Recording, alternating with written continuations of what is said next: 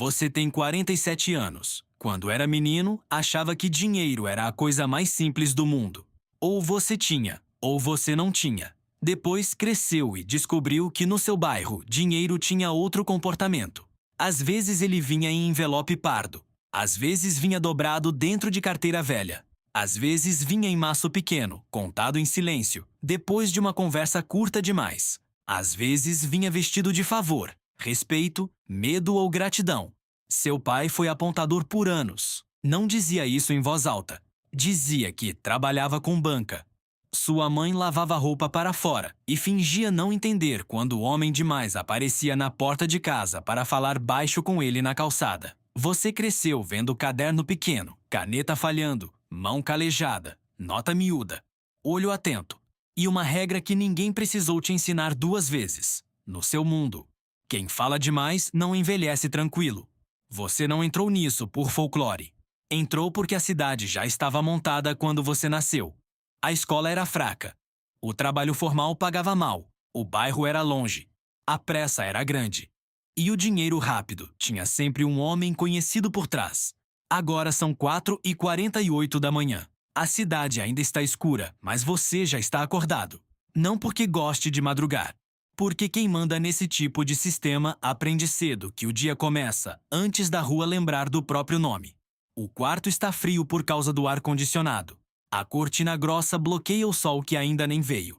Sua esposa dorme virada para o lado oposto da cama. Dorme mal há anos. Você também.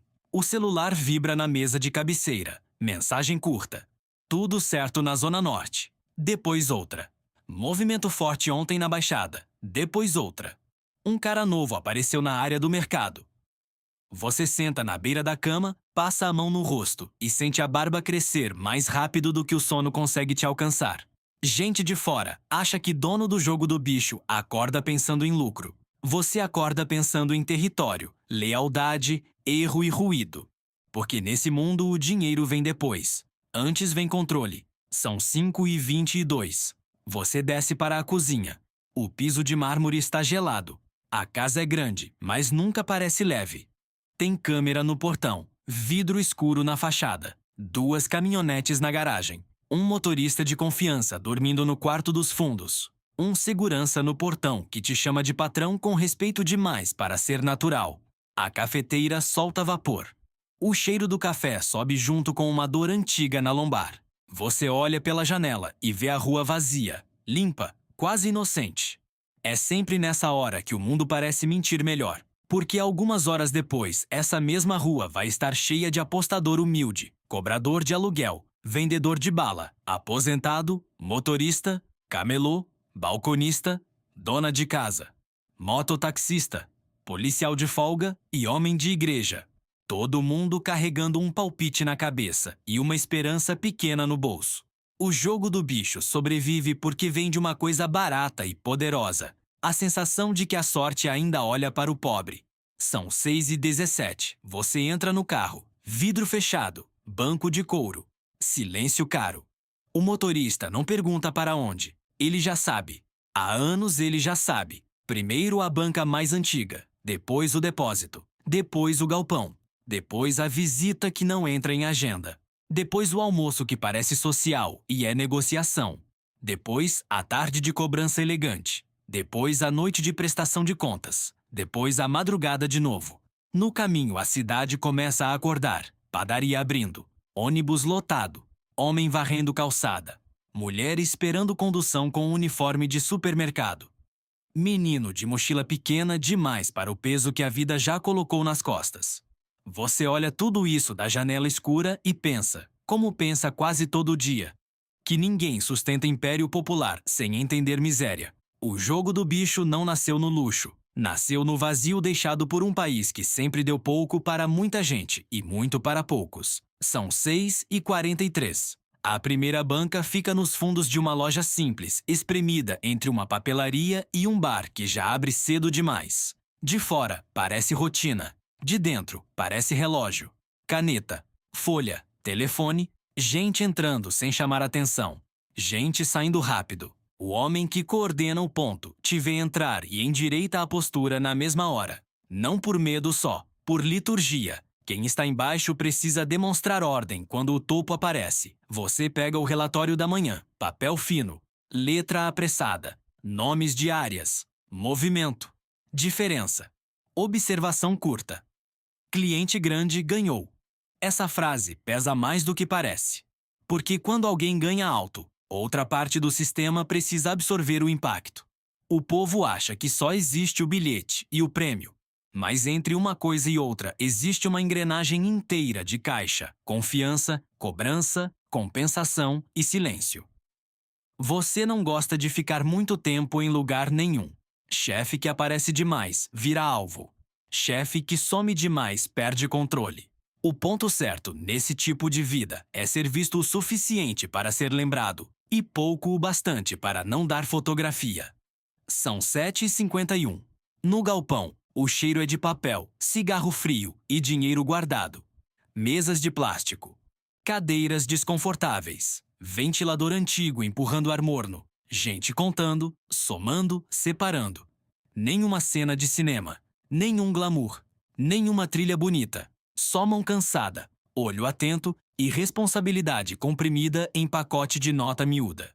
Um homem mais novo errou numa conferência no dia anterior. Erro pequeno. Mas aqui, erro pequeno cresce rápido. Você chama ele para o canto. Ele sua antes de você falar. É sempre assim. Não porque você grite muito. Porque no seu mundo quase ninguém sabe onde termina a conversa e onde começa a punição. Você olha nos olhos dele e percebe que ele tem a mesma idade que seu filho teria se seu filho ainda falasse com você sem medir distância. O rapaz pede desculpa. Diz que a mãe está doente. Diz que passou a noite no hospital. Diz que não quis falhar. Você acredita. E mesmo acreditando, corta o valor da semana. Esse é um dos podres que vieram com o poder. Você aprende a chamar crueldade de disciplina para conseguir continuar. São 9h15. O telefone toca de novo.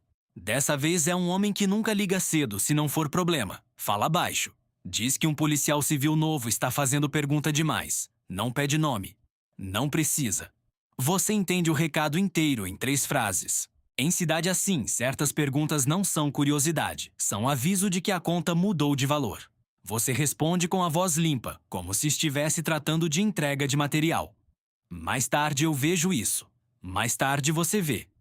Porque esse tipo de sistema não funciona só com banca e apostador. Funciona com rede, advogado, comerciante, dirigente de escola de samba, gente da política local, gente da polícia, gente que odeia o jogo em público e aceita favor no privado. Tudo amarrado num tecido velho que ninguém assume costurar, mas ninguém quer rasgar de verdade. São 10h49.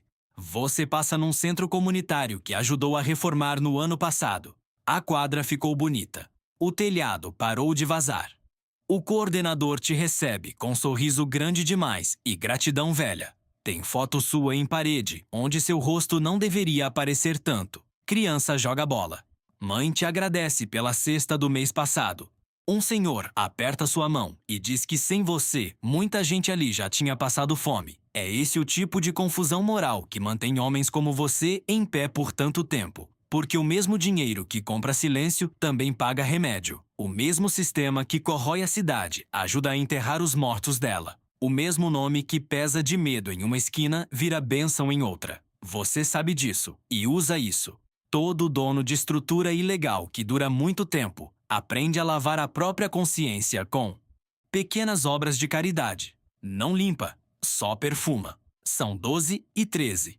O almoço acontece num restaurante discreto. Bom demais para parecer casual e vazio demais para ser coincidência. Você entra pela porta lateral. No reservado, já tem 2 homens sentados. Um fala sorrindo. O outro fala olhando. Um é político de bairro que virou vereador. O outro é empresário do ramo de eventos. Embora todo mundo saiba que o ramo real dele é trânsito entre mundos. A comida chega. Ninguém toca direito. A conversa passa por festa popular. Patrocínio, segurança, movimento em determinados bairros, campanha chegando, problema com fiscal, necessidade de ajuste em algumas áreas. Nenhuma frase entra no ponto principal, mas o ponto principal está em todas. É sempre assim. Império Velho não se sustenta em gritaria, se sustenta em mesa posta.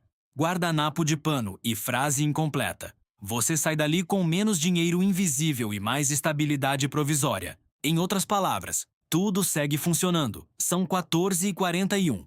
No carro, você finalmente olha uma mensagem da filha. Ela mandou às 11h08. Pai, você vai no meu aniversário dessa vez? Só isso. Sem emoji, sem coração, sem cobrança aberta. Só isso. Você olha a frase curta e sente uma pontada mais limpa do que qualquer medo que a rua te dá. Porque o jogo do bicho come uma coisa que ninguém te avisou quando você ainda era pequeno vendo seu pai mexer em caderno na calçada. Ele não devora só tempo e paz. Devora presença. Você aprende a estar em todo lugar importante, menos dentro da própria casa na hora certa. Você responde com a mentira padrão. Vou tentar. Homem do seu tipo vive cercado de gente que jura lealdade e de filhos que já entenderam o preço verdadeiro disso. São 15h56. A casa de um bicheiro não é barulhenta como as pessoas imaginam. Não entra homem armado berrando pelo corredor a toda hora. Não toca samba alto o dia inteiro. O horror desse mundo é mais arrumado, mais educado, mais doméstico. A sala onde você recebe certas visitas tem sofá bom, quadro caro, ar frio e café fresco. É nela que um dos seus coordenadores chega agora com um problema ruim. Um rapaz ligado a uma banca menor resolveu andar por conta. Palavra bonita para descrever ambição fora da corrente. Abriu ponto sem bênção. Mexeu em região sensível. Falou com gente errada. Fez aposta grande demais. Se colocou onde não podia. Seu coordenador quer solução rápida. Você quer solução silenciosa. Porque guerra pequena chama atenção grande. E império desse tipo não cai só por rival forte. Cai por exposição. Você escuta tudo sem interromper. O homem na sua frente fala como quem pede autorização para um remédio mais forte. Você sente o peso da decisão antes mesmo de tomar. Não precisa entrar em detalhe. Não precisa dar ordem explícita. Nesse mundo, às vezes basta uma frase limpa na boca certa. Resolve isso sem barulho. Pronto. A violência saiu da sua sala vestida de gestão. É assim que ela gosta de sair. São 18h26. A cidade escurece de novo. E é nesse horário que o jogo fica mais honesto sobre o que ele é. O trabalhador voltou para casa. A mulher fez conta no caderno. O aposentado olhou o pouco que tem. O camelô fechou a banca. O mototaxista abasteceu. O garçom saiu do turno. O cobrador da van terminou o dia. E aí, com o corpo cansado e a esperança querendo inventar saída, muita gente para num ponto e faz uma aposta pequena. É só um valor baixo. Só uma chance. Só um palpite. Só um sonho curto embalado em papel. Você conhece esse gesto melhor do que conhece o rosto da sua própria filha dormindo. E isso diz mais sobre sua vida do que qualquer patrimônio. São 20h04. No depósito central, a contagem da noite começa. O ar está denso. Tem café, cigarro, papel, suor, nervosismo, ventilador velho. Um dos homens lê números em voz baixa. Outro confere. Outro soma. Outro faz ligação curta. Você passa os olhos por tudo sem tocar muito. O topo do sistema quase nunca põe a mão. Pôr a mão demais é perder a perspectiva. Mas não olhar é perder o reino. No meio da conferência, chega a notícia. O rapaz da banca pequena que resolveu andar por conta apareceu machucado. Não morto. Não ainda. Mas o recado foi dado. Você não pergunta muito. Ninguém pergunta. O silêncio que segue essa informação é mais verdadeiro do que qualquer pacto que você já assinou sem papel. Ali, por um segundo, tudo fica limpo dentro da sua cabeça. A quadra reformada. A cesta básica. O vereador no almoço. A cesta de Natal. A festa da comunidade, a ajuda no enterro, a ambulância que você já bancou, a igreja que recebeu doação. Tudo isso existe. E mesmo existindo, não apaga a estrutura real que sustenta seu nome. Você não é só um homem que ajuda o bairro. Você é o homem em volta de quem muita gente organiza o próprio medo. São 22h11. Você volta para casa. A rua está mais vazia. O portão abre sem som. A casa está acesa só na cozinha. Sua esposa deixou comida coberta no fogão. Sua filha já dormiu. Na sala, a televisão está ligada sem volume. Um jornalista fala de economia, segurança pública e crise social com uma gravidade limpa que nunca encosta no subsolo verdadeiro da cidade. Você senta à mesa sozinho. Arroz frio, carne já dura, copo de água, terno folgado no corpo, celular vibrando sem parar. Você não toca na comida de imediato. Fica olhando a toalha de mesa como se ali pudesse surgir alguma resposta que a rua nunca deu. E pensa no pai que te ensinou a não falar demais. Pensa na mãe que preferiu fingir não saber. Pensa na sua filha perguntando se você vai. Pensa no rapaz machucado. Pensa na velha da comunidade te chamando de bênção. Pensa na polícia que pergunta. Pensa no político que sorri. Pensa no dinheiro entrando. Pensa no silêncio cobrando juros. Gente de fora imagina que ser dono do jogo do bicho é vencer. Carro bom, casa boa, respeito de rua, nome forte, mesa farta. Mas o que quase ninguém vê é o resto. O sono leve, o medo organizado, a família em distância crônica, a culpa repartida em pequenas boas ações, a violência que você tenta chamar de disciplina, a cidade inteira tocando o seu dinheiro sem jamais tocar a sua paz. Já passa de meia-noite quando você sobe para o quarto. Sua esposa continua dormindo virada para o outro lado. Você tira o relógio, deixa o celular na mesa e vê outra mensagem chegando antes mesmo de deitar. Movimento alto amanhã. Precisa ver a Zona Oeste. Claro que precisa. Sempre precisa. Em algum lugar da cidade, agora, um homem simples dobra um papel de aposta no bolso porque acredita que a sorte pode finalmente lembrar dele. Em outro lugar, uma mulher agradece a cesta que chegou no fim do mês, sem querer pensar muito de onde veio. Em outro, um menino observa o pai mexendo em caderno na calçada e começa a entender cedo demais como o dinheiro anda no bairro dele. E em algum quarto escuro, outro homem como você fecha os olhos achando que manda no jogo. Mas o que ele ainda não sabe, ou já sabe e finge não saber, é que nesse mundo ninguém é realmente dono de nada. No máximo, por alguns anos, a cidade deixa você administrar o vício, a esperança e o medo dela. Depois, cobra de volta.